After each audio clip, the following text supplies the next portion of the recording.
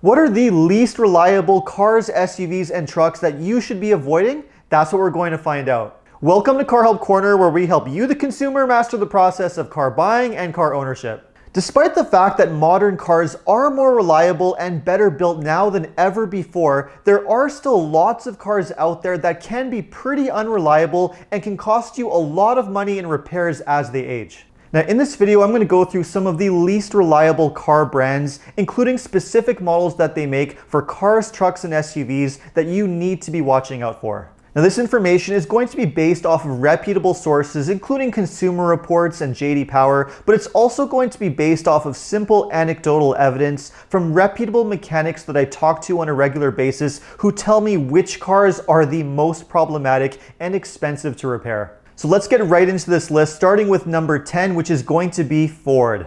Now, Ford is a company that's generally known for building some pretty good cars that are extremely popular with consumers, including various trucks and SUVs. But there are some that do stand out as being particularly problematic, and the ones that stand out the most are the Ford Focus and Fiesta. The Focus and Fiesta, specifically the ones that were built between 2011 and 2018, are known for being fairly unreliable cars, mostly due to the fact that they came with a very problematic transmission known as the Ford PowerShift automatic. The problem with the Ford PowerShift was that it was not a traditional torque converter automatic transmission. Instead, it was actually a dual clutch automated manual transmission that had two computer-controlled dry clutches. Now the problem with this, on top of being just generally more complicated than a regular automatic transmission, was the fact that a lot of these dual clutch automatics were very jerky when driving and could even make the whole car shake and vibrate, which gave it a very uncomfortable feel. Problems with jerkiness, vibration, and harshness are well documented on both the Fiesta and Focus, and the problems got so bad to the point where transmission failure and clutch failure became very common on these cars. I've even had some consumers reach out to me who claim to have had up to 3 transmission replacements in their Focus or Fiesta in under 100,000 miles of use, which is absolutely mind-blowing. The problems with the Ford PowerShift automatic in the Focus and Fiesta are so bad to the point where there have been major recalls and class action lawsuits that affect hundreds of thousands of cars. The problems are so bad and expensive that I would just recommend avoiding one of these cars at all costs. But if you absolutely have to have a Fiesta or Focus for whatever reason because you really like the car, just make sure it comes with a regular manual transmission so that you can avoid some major headaches. Okay, let's move on to car brand number 9, which is going to be Nissan. Now, Nissan is a brand that, much like Ford, is known for making some very good and very popular cars. The only issue for the brand is the fact that they are known for making one problematic component that's quite well documented and famous, and of course, I'm talking about the CVT, continuously variable transmission. Nissan has been using CVT since 2003 when the company first put the transmission into the Nissan Murano, and since then the transmission has expanded to pretty much the entire Nissan lineup. The problem with the CVT transmissions that were used in the early Nissan models, including many models built until around 2014, including the Pathfinder, Murano, and Altima, was that they were known for complete transmission failures with a lot of Nissan owners. Not only was the failure rate of the early CVTs uncomfortably high, but they're also very expensive and complicated transmissions to replace. Many transmission shops are just not able to rebuild them or get parts for them, which means you have to do a full transmission replacement, which could cost upwards of $7,000. Now, Nissan's early CVT issues seem to have been more or less solved on the newer cars, and you don't hear about CVT failure anywhere near as often as you do on the older cars. So if you are looking at one of the older Nissan models that have a CVT,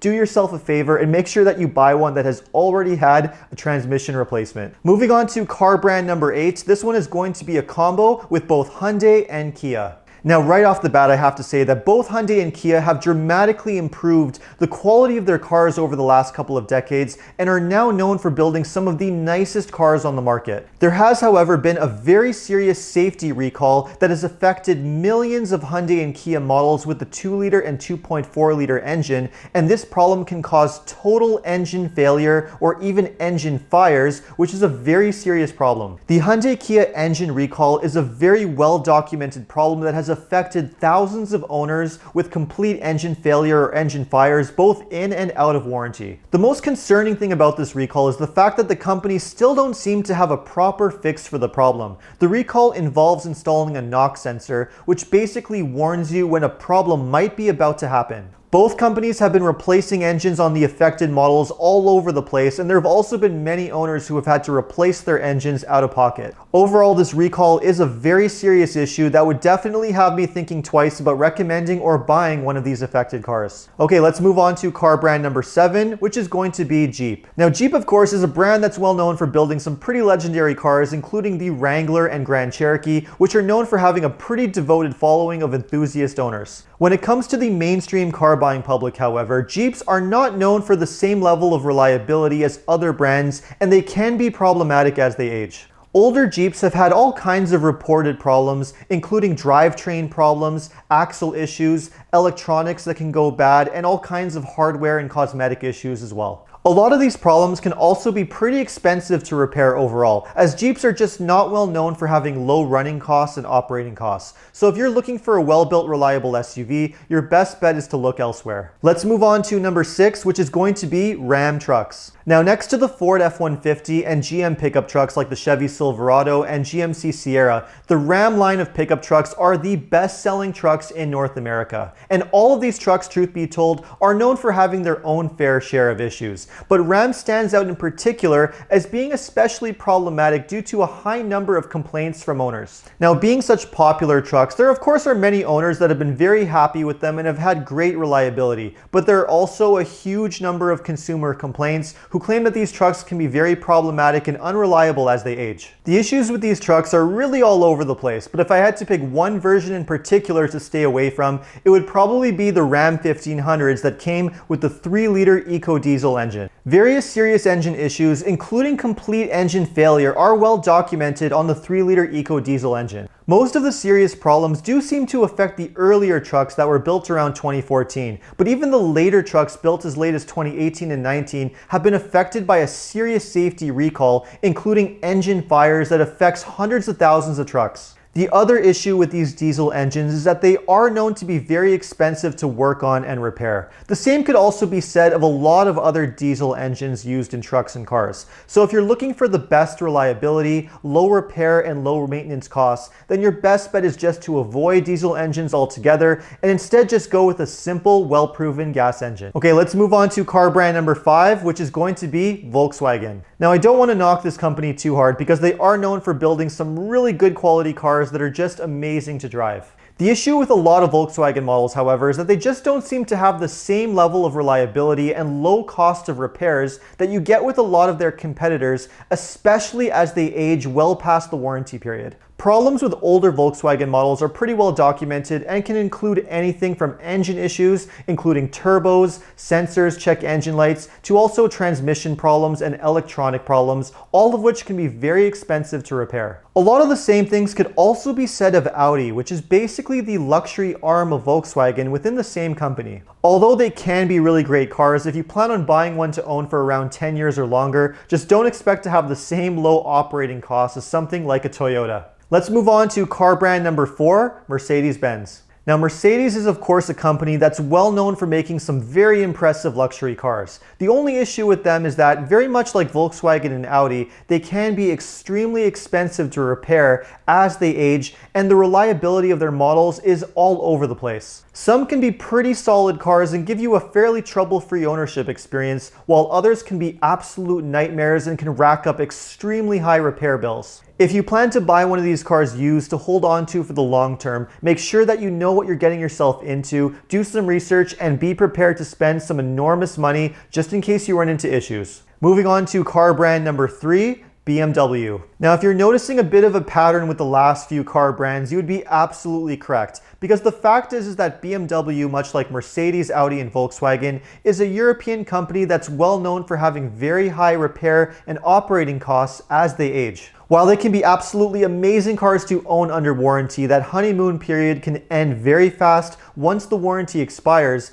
at which point some of the models are known to rack up some pretty eye-popping repair bills. The other issue is that on top of not being very durable long-term and having very expensive repair costs is the fact that BMW recommends very minimal maintenance with extremely stretched out fluid change intervals, which means that a lot of these cars used don't receive a lot of maintenance, which can lead to a lot of serious issues, in some cases total engine failure from a lack of proper maintenance. So if you're going to buy a used BMW that's well out of warranty, just make sure that you buy one that has been extremely well maintained by a caring owner with well documented maintenance history, and just make sure that you have some money set aside for serious repair bills down the road. Let's move on to car brand number 2, which is going to be Fiat. Now, Fiat is a company that definitely doesn't often score high on a lot of reliability rankings and owner satisfaction reports, and the company has a well-documented history of having all kinds of reliability issues with their models, especially as they age. Models such as the Fiat 500 and 500L, although they're not very expensive to buy initially, can have some pretty expensive repair bills as they age, with all kinds of well-documented problems, including issues with the transmissions,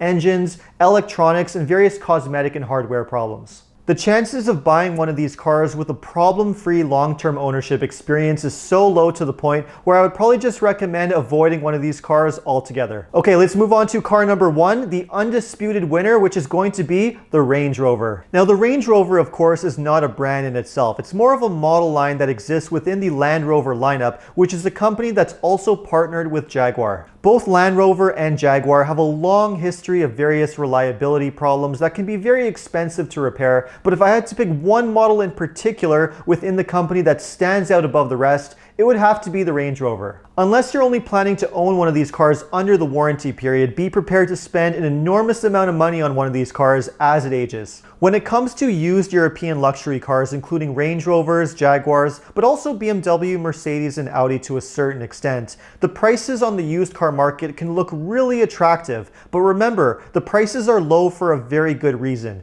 Most people just cannot afford the enormous repair and maintenance costs that these cars can rack up very quickly. Just because a luxury car that once cost over 6 figures can now be had for a pretty reasonable amount of money doesn't mean that it stops having the repair costs of a 6-figure price car. Just remember that. And also keep in mind that although really good maintenance practices can of course increase the reliability of any car, there are a lot of cars out there that are just a lot more reliable than others, no matter how much maintenance you give them. So make sure that you do your research, buy a car that has a good history of reliability so that you have a positive, good ownership experience. Let me know what you thought of this video, and if you have any suggestions for future car videos, make sure to leave a comment below. If you enjoyed this video, make sure to like and subscribe, and if you want to check some of my similar car advice videos, you can check these links out right over here. And if you need any additional car buying advice, recommendations, or help with getting a great deal on your next new car purchase, check out carhelpcanada.com. Thanks so much for watching, and see you next time.